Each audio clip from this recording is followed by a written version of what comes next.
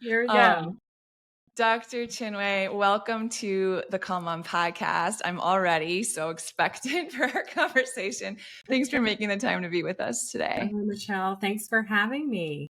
This is so good. We were talking a little bit before we hit record about your books and the work that you've been doing. And it's so important. And I want to talk about it and let everyone kind of in on it, on some of your wisdom. But before we jump in, will you just let everyone know a little bit about you and your family and a little bit about just your journey to the work that you're doing today?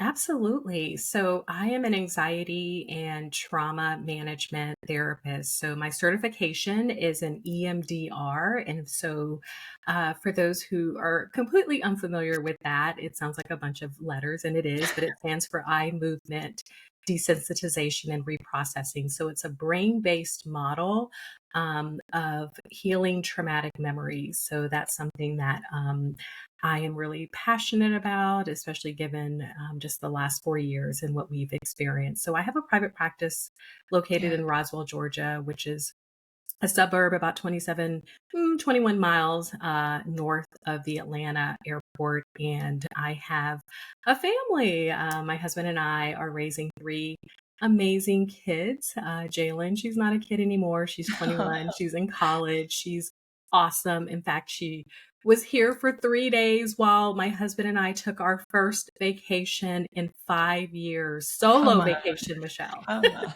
Yes. So I have got to give her a shout out because it was such a treat. It was for his birthday. And so we also have two boys. My oldest is 13, Braden, and my youngest, Noah, is 9 years old.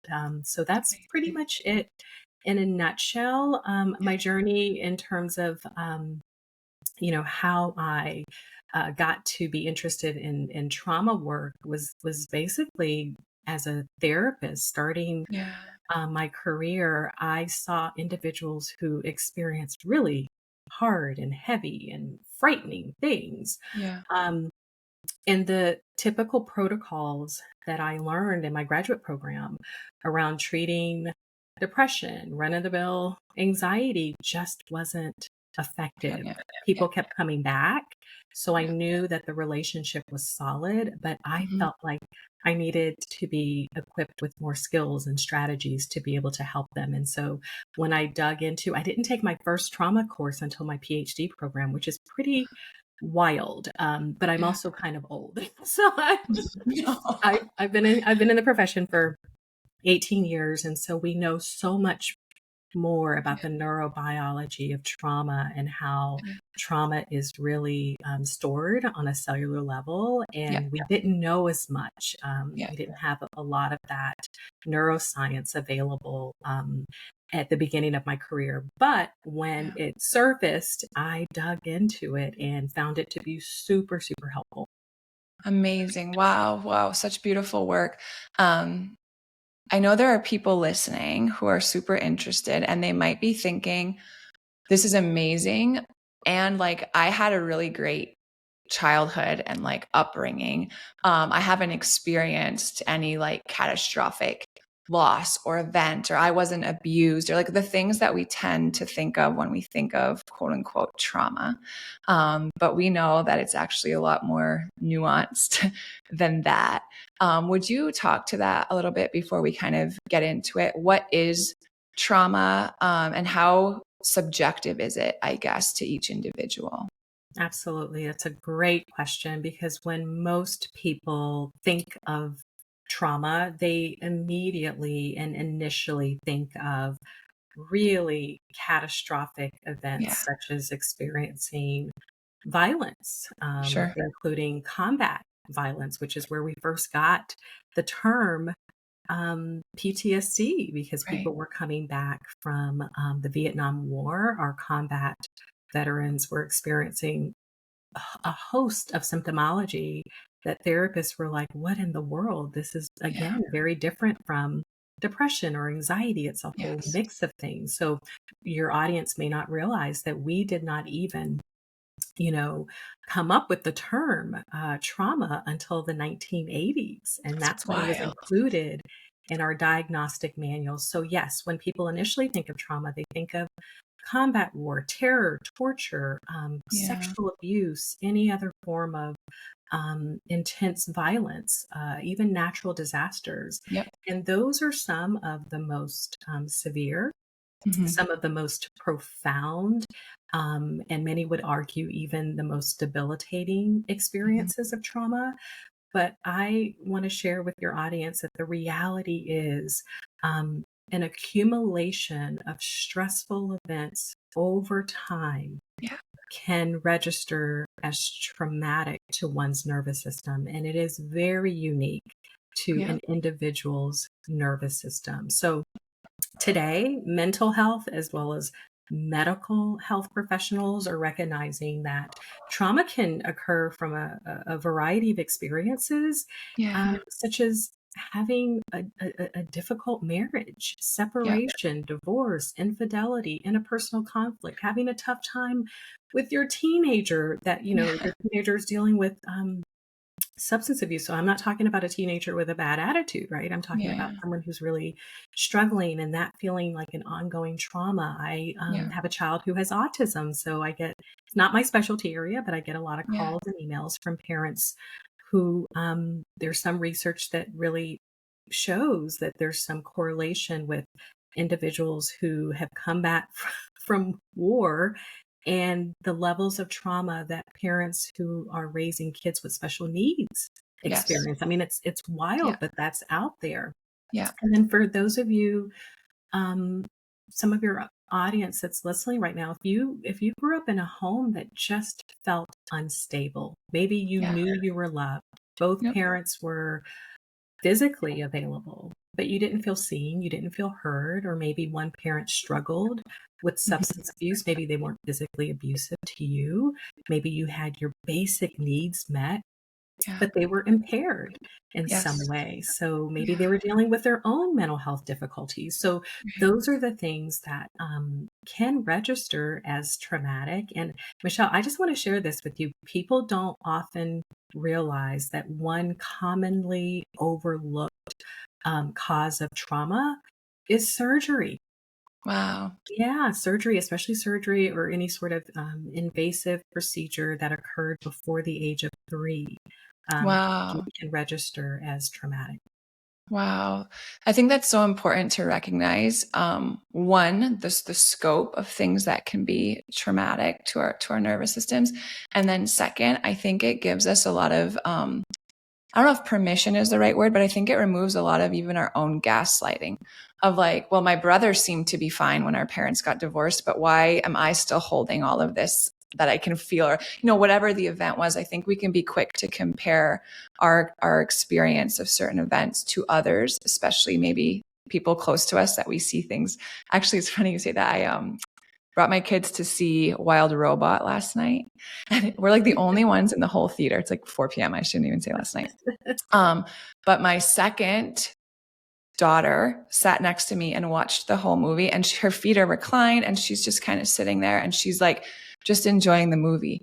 My oldest, who sat to my left, was on an emotional roller coaster though. She was bawling and sobbing. And then, a minute later, she's laughing and then she's heaving. She's crying so hard. And as I'm sitting there, I'm just like, wow, this is just the sensitivity in their nervous system and their wiring. They're experiencing this movie so differently. And that wasn't trauma, it was a movie. But I'm like, similar things Same happen concept. to all of us. Same idea, right? 100%. How an event impacts an individual is largely dependent on predisposing factors, their nervous system, their temperament, past experiences, right? Yeah. Their beliefs, their perceptions, and also their tolerance for distress, which we all Yeah. have different, sort of levels of tolerance, and also their support, the support that they have available to them. Yeah. So all of that, I love that example. That is so true. Yeah, we can watch the exact same movie and have a completely different reaction to it. Yeah. So I want to talk about how this relates to our parenting. And I'm not sure where a good place to start is, but I think it might be interesting for you to share with our audience some common ways that you see it showing up, like, patterns that you see in a lot of people that might set off some light bulbs in the minds of our listeners to be like, oh, maybe that's something I could get curious about. Maybe there is something bigger going on there. Yeah. So one of the things that I love this question. One of the things that I discovered really early on in my trauma training is how trauma shows up in the body. Mm-hmm. And so it shows up in the body, it shows up in the mind, um, because it's originating from some earlier experience. And so for Yeah. a lot of the parents that, the adults that I counsel who've experienced some type of trauma, sometimes it shows up as always needing to, or feeling on guard. Yeah. And it's not even like a conscious thing. They're Yeah. just hyper vigilant. They don't feel settled in their bodies. Yeah. They have a hyper startle, Yeah. effect leading to jumpiness. Mm-hmm. And so oftentimes this comes from being in unsafe situations. It's not always the home environment, right? It could be some form Mm. of trauma that happened where your nervous system just didn't feel like it could relax. So it was always on guard. And Yeah. so we call those things trauma reactions. If you are on social media, you'll probably recognize it as trauma triggers Yeah. because people talk about it quite often.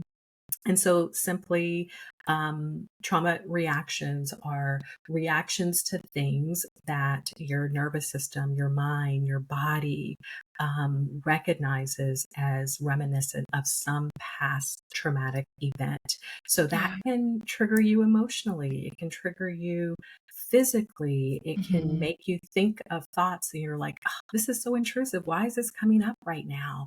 And it Yeah. causes a lot of anxiety and agitation. So in a parenting context, the way that I see this show up in my therapy practice is some parents struggle with like sadness.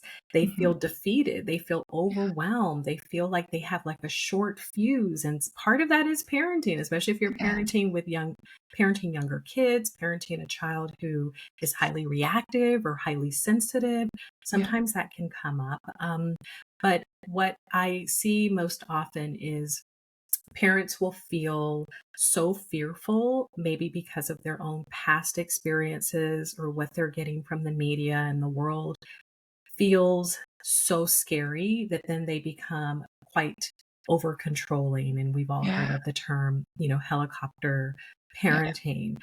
Um, but I will tell you the thing that brings my clients into therapy for the very first time is when they have a memory that emerges, and I'm Wow. feeling it right now in my nervous system. I'm starting to feel, because I'm thinking of several clients where they have a memory, Michelle, that emerges that they have never thought about or they haven't thought about in years, and it's related to the age that their child is currently in, Oh, right? yeah. So it's a parent who's raising a 5-year-old, and all of a sudden they're plagued with memories of some traumatic experience that they had at 5 years old, and that can Mm. flood the nervous system. So then it gets in the way of their parenting at times. And Yeah. oftentimes, and this is how I sort of frame it to my clients, oh, these are reminders of your unmet childhood needs. Yes. Right. So they don't Beautiful. feel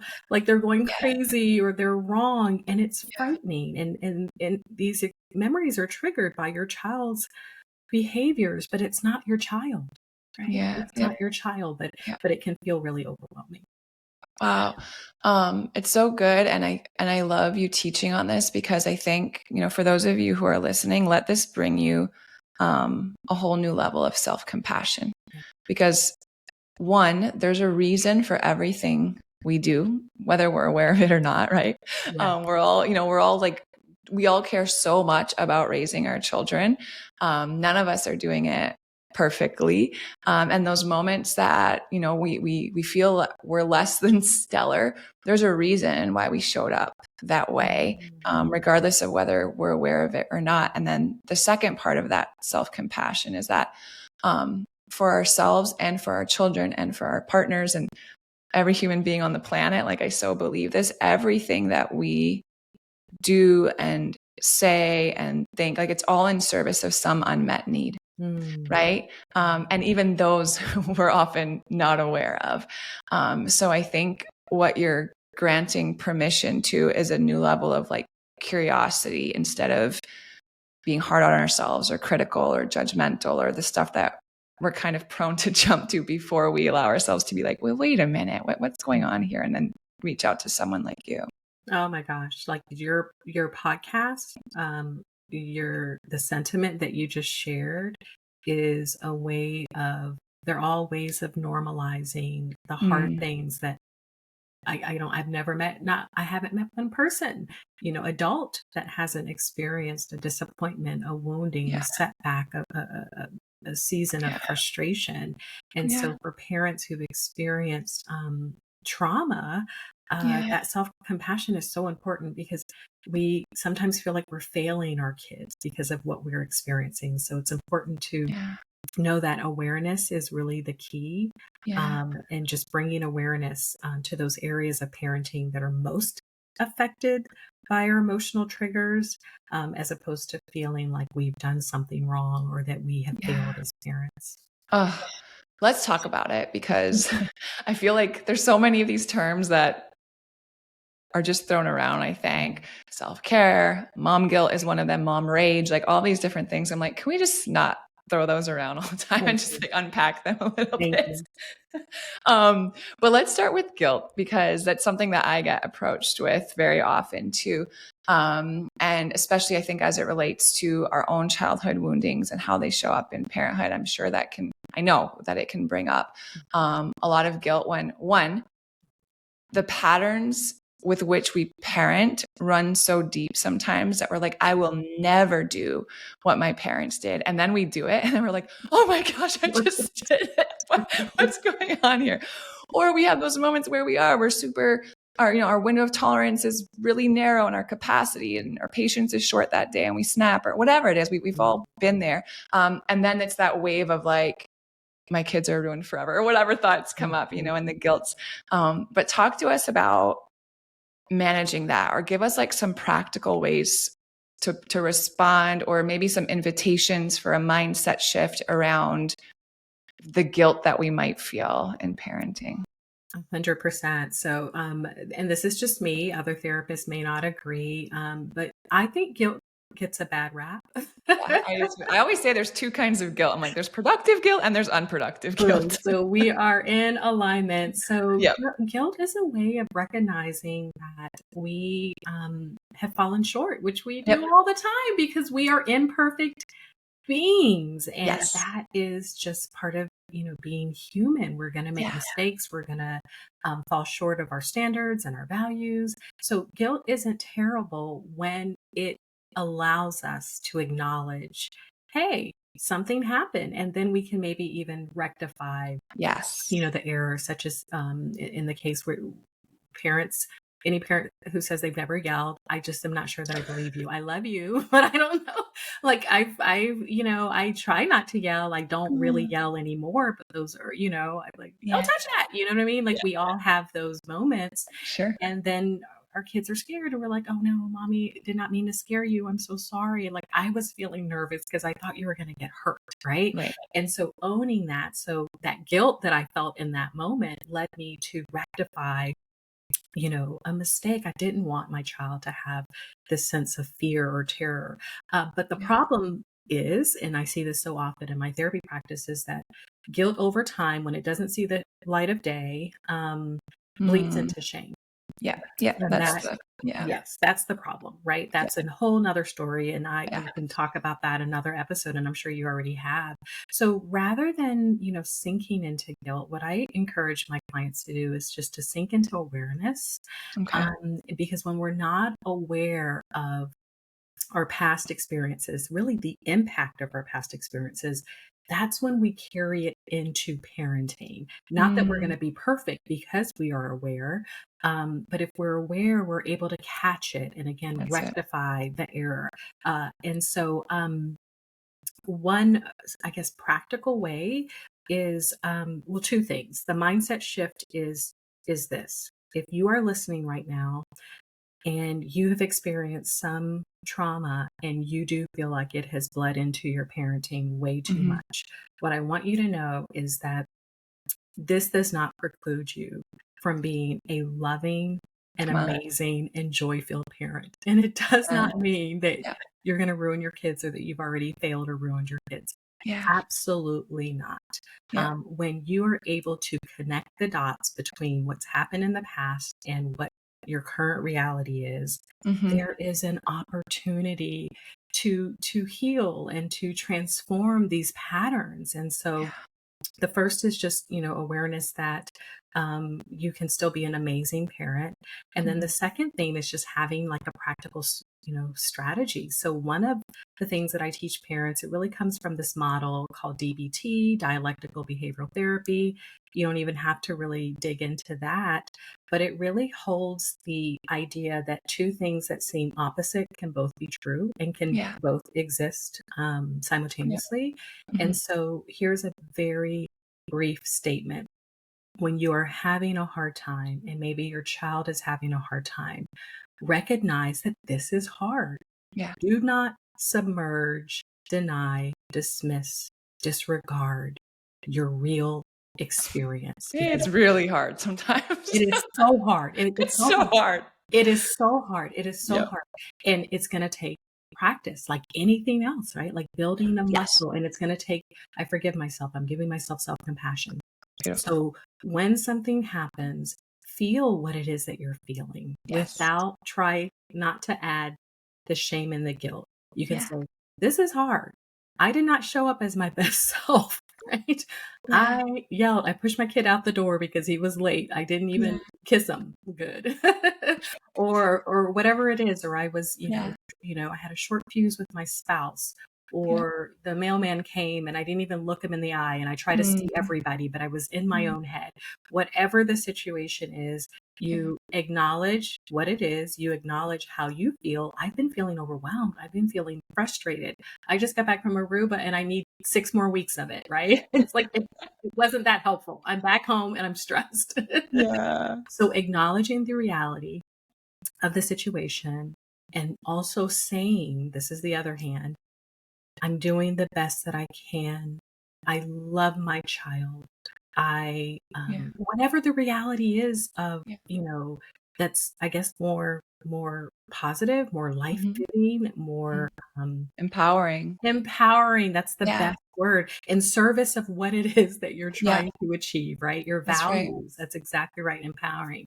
I'm doing the best that I can. We sometimes, Yeah. I started my career with working with teenagers.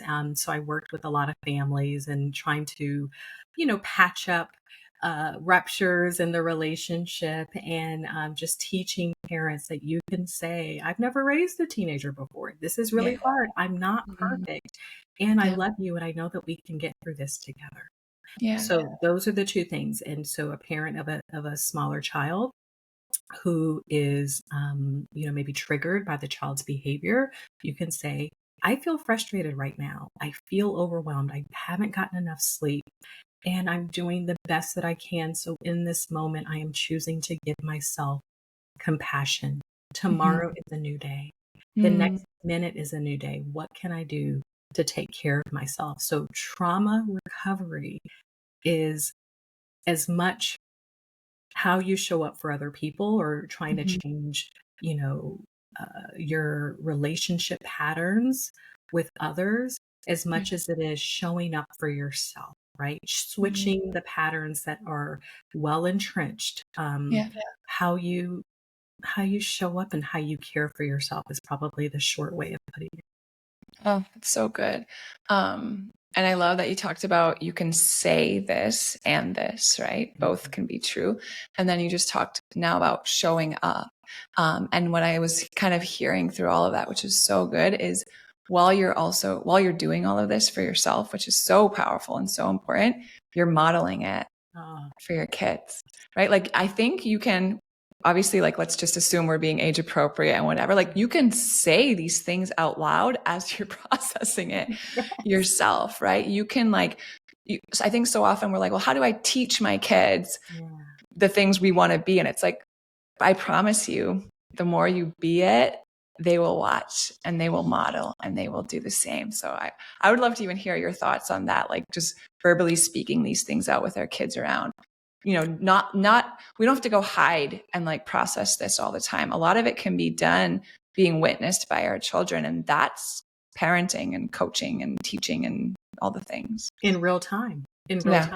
because that's Yeah. what they're really paying attention to, especially in those heightened moments of high arousal and Yeah. distress. We can, struggle, and we don't always meet the standard, and our Yeah. kids are watching that, but we can Yeah. repair in the moment, or we can recognize that these symptoms are coming up, Mm-hmm. because again, anxiety and trauma, very much physiological. We don't Yes. think we're stressed. We feel it, right? Yeah, And that's right. so, in those moments, I love what you just said. I think I'm writing a chapter right now in a new book, and I'm debating calling it "Model the Message."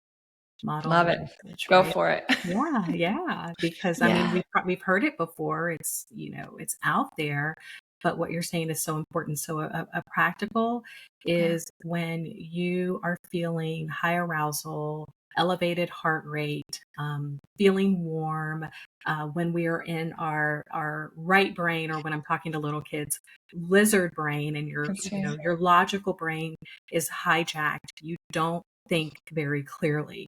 So No. what you can do in the moment, whether your child is 5 years old or 15 years old, is say, okay, I'm going to pause right now.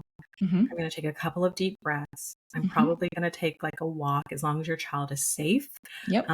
Maybe a walk isn't what you can do. Maybe it's raining, or your child is too little.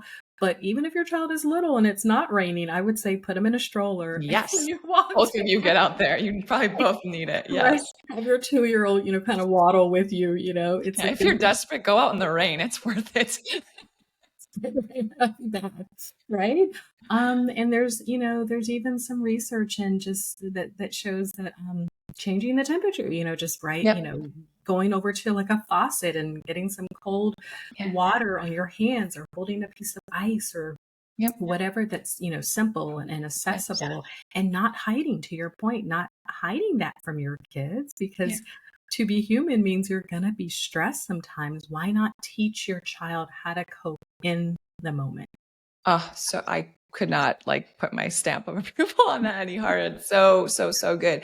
I want to talk about the anxiety part of it. And I think this is like part of a bigger picture of other symptoms or patterns that we see. But a lot of women that I work with will come to me and they're like, listen, I saw my mom like run herself ragged. She was always busy. She did not know how to rest or slow down. Like, it annoyed me as a kid. I remember that she like couldn't even sit and watch a movie with us. She was always getting stuff done and she was worrying about everything. And now I see a lot of those patterns in myself. Like, I work a ton. I'm always busy. I have a hard time, the same thing. And then we start to see it in our children, patterns of anxious behavior. And I think that can be really alarming. And I think there is a tension between seeing and acknowledging and validating, and then also not wanting to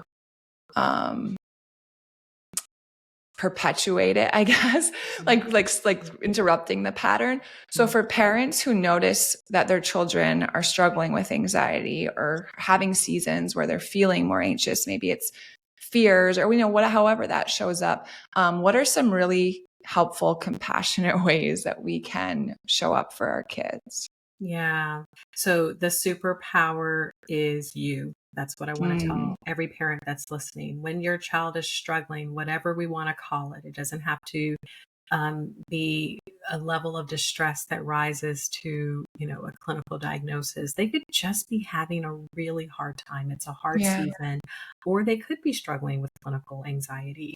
The number one thing is to remember that a safe, consistent, and supportive relationship is what helps to heal the nervous system. And sometimes in the moment, of course, if you have a child who went through foster care or had, some, multiple abuses, it's going to take time. I'm always very transparent with, my foster parents and parents who have had children experience severe trauma. But in the case of anxiety, you want to send the message to your child that two things: that they can do it, right? Yeah. We've heard this over and over again. They can do hard things. So you Yeah. want to instill in them um, the belief, well, your belief that you think that they're brave and courageous, and that's going to help them to believe the same thing over time. And Yeah. then the second thing is there are things that you can do to show support, and of course, depending on your child's age and their maturity level and just Mhm. what coping skills they have already available to them, that may differ. But essentially, I always tell parents that you want to normalize and validate, Yeah. normalize, validate, and then empower. But you don't empower until you don't empower them to use skills that they don't have, right? Right. Yeah. And that's where I think we get, we sort of get That's it true. wrong with parents and even teachers. There's a consultation that I did at a school, and we were talking about having like a sensory corner, kind of like a calm down space, right? Mhm. And a teacher said to me, "Oh, so the other day I said, go to the calm down space. That wasn't good, huh?" I'm like, "No." I'm like, no, no." So let's talk about ways to, to support that. But first of all, support your Yeah. nervous system. In that moment, you were frustrated, right, Yeah. and highly aroused. But normalize that anxiety is a very human emotion. And if it's not anxiety, we can just normalize that we all have a hard time. So you can actually say that to your child and Okay. then validate you are having a hard time. You wanted something that you didn't get. And that is so disappointing. And that is so frustrating. Or I know you wanted to play a little bit longer at the playground, Mm. and it's time to go, and your child could be having the biggest meltdown, but stay calm Yeah. and acknowledge what they're feeling, right? Yeah. Yeah. If you're feeling frustrated and overwhelmed, acknowledge that too, and just take a Yeah. deep breath in front of your child, and then say to them, "I know you wanted to play longer. You love hanging out with Susie." And I've seen this in real time. "I do. I love her and I never get to see her." "Well, you saw her yesterday, but never mind." That's beside the point. Understand, yeah, like, understand the lizard brain you're dealing with in that It's moment, not about right? logic, right? Yeah. We saw her an hour ago and we'll see her after lunch. But in that moment, your child is feeling distress. So we don't want to, use logic. Yeah. We want to say, "This is really hard. This is really hard for you. Yeah. But we do have to go. What do you need? What do you Mhm. need?" And they may say, "I don't know." And then you can offer a few things. But if they still don't accept it or don't know what's going to be helpful, you just let them know that you're going to be there. Yeah. Yeah, Yeah, and that's enough. that's enough. Yeah.